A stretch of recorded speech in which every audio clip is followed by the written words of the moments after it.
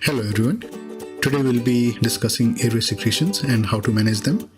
If you ever had dealt with any weak or debilitated patient who got progressively hypoxemic and chest X-ray showed white out of the lungs, secretions were most likely the underlying reason. Not much about the secretions is discussed during the clinical rotation. So in this lecture and in next view, we'll discuss the underlying principle that result in your patient being unable to handle secretions and learn evidence-based approach about how to manage them. Unfortunately, large randomized control trials are lacking in this area, but if you understand the basic underlying principles, you should be able to manage these patients in stepwise and logical manner. Airway secretions are one of the commonest cause of hypoxemia in hospitalized patients. Secretions can reduce the surface area and cause shunting by causing atelectasis and lobar collapse. This can worsen compliance and increase work of breathing. They also increase resistive work of breathing by narrowing off the airways. Your body handles secretion by managing the quality of mucus. It has to get the secretions out of peripheral to central airways using mucociliary escalator and use the same mechanism to get it out of central airways to outside of the larynx. If the mucociliary escalator is not working well enough, it uses cough reflex. Once the secretions reach the oropharynx, it has to be either swallowed or expectorated out. So body handles secretions mostly by using mucociliary escalator and cough reflex. Cephalate bias airflow and swallowing reflex are also needed. Cephalate bias airflow is nothing but fluttering of mucus during inspiration and expiration. Because your expiration is longer than the inspiration, the net movement of the secretion is towards the larynx. Understand that mucus also has rheological properties. That means it can change in characteristic because of deformation from any flow or force on it. Mucociliary escalator is the most important way your body handles secretions. Respiratory mucosa consists of ciliary epithelium and goblet cells. So you have a layer of cilia on the luminal side covered in a layer of mucus. This mucus has two layers, the high viscosity airway surface layer, which is around 2 to 5 microns thick and traps particles, and a low viscosity periciliary layer, which lubricates the layer for ciliary beading. So the net result is movement of the mucus or secretions from alveoli to larynx. To watch the animation of mucociliary escalator, please watch the link in the description below. Mucus is secreted by secretory gland in the larger airways, and these are innervated by parasympathetic system and goblet cells, which are present in distal airways. Mucus is a glycoprotein. These proteins are rich in cysteine and they're connected with each other by disulfide bonds between the mucin monomers, making them large and complex. This would increase the viscosity of these molecules. Mucus consists of 1% mucin, 1% salt, 1% other proteins, and 97% water. Hydration of mucus is very important, so the water is very tightly regulated. This is regulated by the CFTR channel, which you commonly known as cystic fibrosis transmembrane regulator. Other channels such as calcium activated chloride channel and ENaC channel also help maintain the water regulation. In diseases such as cystic fibrosis, CFTR doesn't work properly. This results in dehydration of the mucus and formation of thick viscid secretions, which are difficult to get out, and this results in obstruction and bronchiectasis. Mucus entraps air particles and foreign pathogens. The PCL layer lubricates the airway surface and facilitates ciliary movement.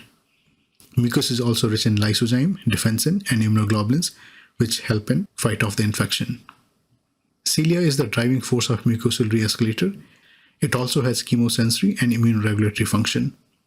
In diseases such as primary ciliary dyskinesia, smoking, and infection, the ciliary function is compromised, and this results in thick secretions which can obstruct the airways. There is a class of medication called mucokinetics which increase the ciliary movement. However, this doesn't seem to improve mucus clearance clinically. Examples of this include bronchodilators such as beta agonists. So there can be problem with mucociliary escalator if there is a problem with mucus or cilia. Change in secretion viscosity would prevent proper functioning of mucociliary escalator. So medications like opiates or anticholinergic can thicken the secretion and can worsen the mucociliary escalator function. Inadequate humidification and dehydration can do the same. Physical barrier along the way can prevent the movement of mucus from alveoli towards the larynx. For example, when you place an endotracheal tube, the cuff blocks the transfer of secretion from trachea to pharynx. This results in accumulation of secretions at the tip of endotracheal tube. This is the reason why secretions build up at the tip, and this is the area which is most commonly obstructed. This is also the reason you just need superficial suctioning, that is just beyond the endotracheal tube, to get rid of the secretions. Infection and inflammation worsen your mucociliary escalator function by loss of ciliary function and changes in mucus quality and quantity. To improve the quality of secretions, the most important thing is preventing dehydration. However, overhydrating does not really improve the mucociliary function, so preventing dehydration is important. Certain non-invasive devices come without any humidification, and these can dry up secretions pretty fast and can worsen your mucociliary escalator. To make the secretions more thin, you use mucus secretagogues, which work by increasing water content by osmosis, for example 7% saline nibs or mannitol, or mucolytics, which break long strands of mucus, DNA, or effectin. Examples include N-acetylcysteine, Dornase alpha, and thymosin beta. The reason the mucus is thick and viscid is because these contain long chains of mucin molecules, DNA, or effectin, so you got to cleave them to make them less viscous. Effectin, if you remember, is the structural component of the cells, so it's present in the soft cells. Classic mucolytics like N-acetylcysteine, carbocysteine, they break disulfide bond in mucus and help thin out the secretions. N-acetylcysteine also has antioxidant properties. Peptide mucolytics such as Dornase alpha cleaves DNA, and thymosin beta 4, which cleaves effectin molecules. However, the peptide mucolytics are useful mostly in cystic fibrosis only, and they have not been found useful in patients with bronchitis or pneumonia. Guaifenesin stimulates the cholinergic nerves in stomach, so it increases the secretion by stimulating the parasympathetic system. However, it is celiotoxic and has never been found to be effective in pulmonary diseases. If you really have to use mucolytics, N-acetylcysteine is the better way to go, as these have been found to be reducing the COPD exacerbation in outpatient settings. If your mucociliary escalator doesn't work well, cough reflex is the most important thing to get rid of your secretions. Your cough is stimulated by C fibers in trachea, carina, and in upper airways, and there are also cough receptors scattered in these areas. Cough has got 3 stages: inspiratory, compressive, and expiratory. In the inspiratory phase, you take a deep breath and generate high tidal volume, and this will increase the force of your cough. This is followed by glottic closure and stimulation of your expiratory muscles. This increases the subglottic pressure, and after a few moments, there is a glottic opening. Glottic opening is followed by sudden release of this pressure, which increases the flow rate, and this will help expel all the secretions.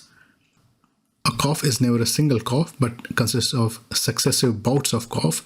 This increases the pulsatility and fluttering of the airways, which helps formation of more mucus droplets and helps clearing of secretions. Cough works by creating choke points, which are nothing but result of dynamic compression of the airways that further help increase the flow in that area. If you remember, higher the flow, more the turbulence, and more the turbulence, more the mucus droplets, and more cephalate bias flow of secretions towards the larynx.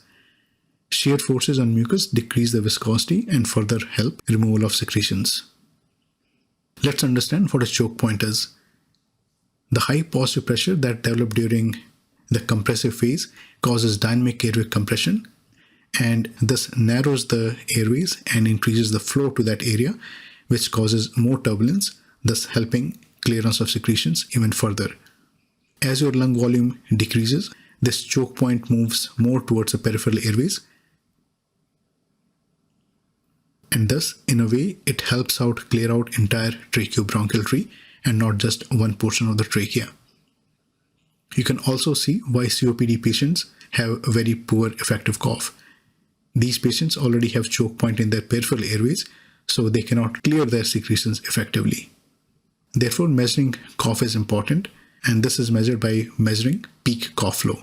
Normal cough flow is around 400 to 800 liters per minute. Anything less than 160 liters per minute is insufficient to eliminate airway debris and secretions, so these patients need help. Patients with neuromuscular weakness with PCF less than 255 liters per minute predict respiratory tract infections.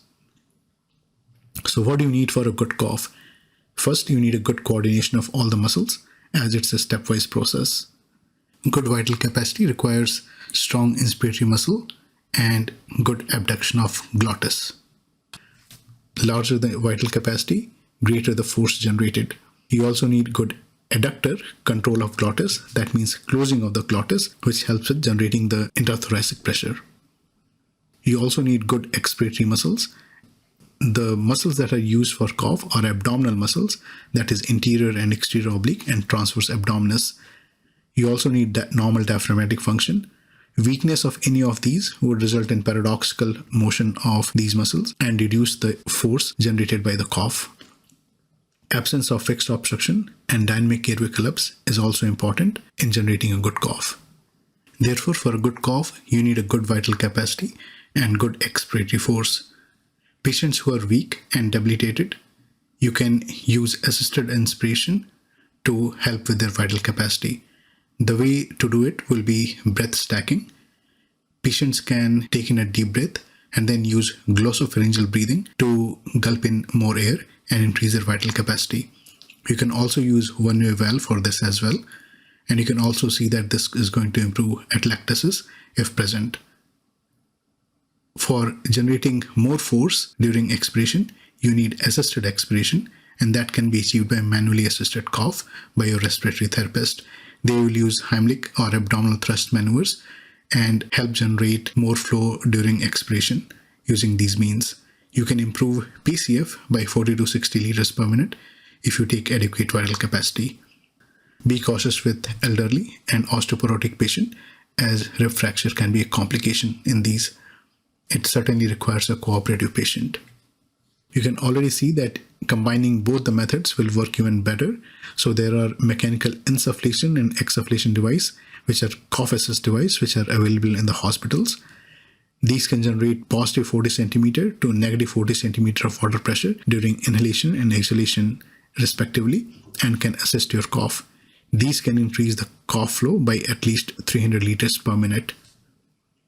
Swallowing reflex is the next important thing, because secretions that are coming out of the larynx need to be swallowed or expectorated out. If the secretions remain in oropharynx or hypopharynx, these are sooner or later going to be aspirated and can cause more problems. To understand the swallowing reflex, please watch the following YouTube video. The link is in description below. Now you understand how your body handles secretions. Your body maintains the quality of mucus.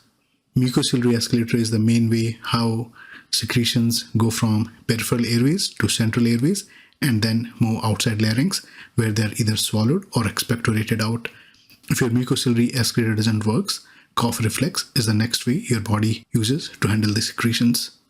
In the next few videos, we'll discuss various aspects of secretions management.